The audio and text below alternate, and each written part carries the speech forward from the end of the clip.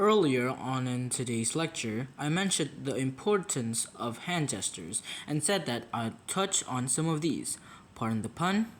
Hand gestures are, of course, often culturally bound and can vary from group to group, but there are a few of them which, if not universal, are very common indeed around the world.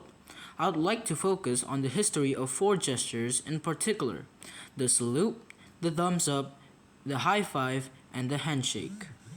The salute, a gesture most associated with the military, may have originated in the 18th century. The Grenadier Guards, one of the oldest regiments of the British Army, used helmets in the form of cones. These were held in place by chin straps. It was difficult to raise your helmet when greeting someone, so the soldiers simply touched their head with one short movement of the hand before quickly putting it back down again at their side. The thumbs up gesture apparently goes back a lot further. It's widely believed that this gesture goes back to Roman times when gladiators fought in front of the emperor and eager crowds in the Colosseum.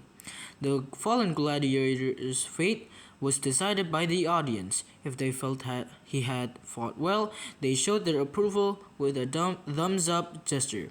The emperor would then confirm this and thereby would spare the gladiator's life. If the crowd gave a thumbs down, on the other hand, that meant execution. However, there are no reliable historical references to thumbs going either up or down in the Colosseum. It may be that if the crowd wanted to spare the gladiator's life, then they would actually cover up their thumb and keep it hidden. They would only extend their hand and thumb if they wanted the gladiator to be killed. This actually makes more sense, as the emperor could much more easily see what the crowd was indicating when looking out over a huge arena. The high five hand gesture is almost universally used as a greeting or celebration. Many see its origins in baseball. Two U.S. teams lay claim to inventing the high five: the Los Angeles Dodgers in 1977 or the Louisville Cardinals in 1978. It's quite likely that it was neither, and the gesture might have a much earlier origin again. It is very similar to a 1920s jazz age gesture known as the low five or giving skin. This gesture involved people slapping each other's lower hands, also in celebration. There are in fact numerous references to the low five in films of the era. Perhaps the high five is just an evolution of that gesture.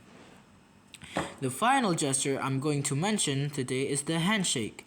It dates back as a greeting at least as far as ancient Greece. In the Acropolis Museum in Athens, the base of one of the columns shows goddess Hera shaking hands with Athena, the goddess of wisdom and courage. It's thought that shaking hands rather than bowing or curtseying showed both parties as equals. In the 17th century, marriage portraits in Europe, we find many examples of handshakes between husband and wife. Now, of course, the handshake has a multitude of uses: meeting, greeting, parting, offering congratulations, expressing gratitude, or completing an agreement. In sport or other competitive activities, it is also done as a sign of good sportsmanship.